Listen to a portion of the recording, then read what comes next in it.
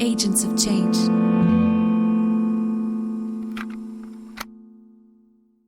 It was a cold winter day, the 5th of November in 1941, in Karelia, just outside the Finnish border. The sky was grey and cloudy, with a freezing brisk wind and an ominous atmosphere.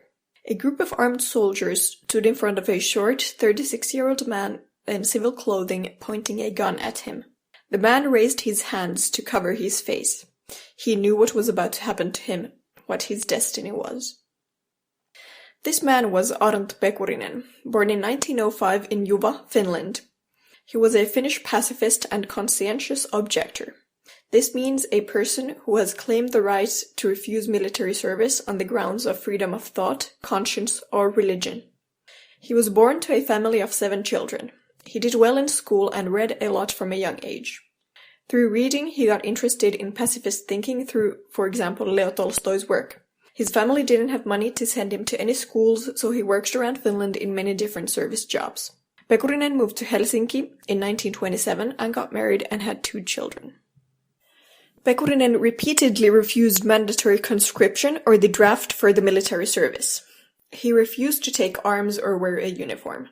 He was more than willing to serve in the civil service, but he wasn't allowed to do that. This led to his imprisonment, and he ended up in prison for 2 years in 1929. He also ended up being badly harassed and even kidnapped by right-wing fanatics. An international petition was sent on his behalf to the Finnish defense minister, and the petition was signed by people all around the world. For example, 60 members of the British Parliament signed it, and also none other than Albert Einstein himself. Due to the attention the case of Arndt Pekurinen was getting, the first bill called Lex Pekurinen for an alternative to the military service was passed in 1931. However, its provisions extended only as far as the peacetime. So when the Winter War broke out in 1939, and Pekurinen refused to fight in the war, he was sent to prison again. And then, after that, when the continuation war with Finland against the Soviet Union broke out in 1941, Pekurinen was sent to the front with orders to make sure he wore the uniform and used a weapon. At the front, he still refused doing so, so following an order issued by Pentti Valkonen, he was executed without trial. And this brings us back to the beginning of the podcast, with soldiers pointing a gun at Pekurinen. The first 2 soldiers refused the order to execute Pekurinen, proving the point of Pekurinen to be very true, that people do not want to kill other people.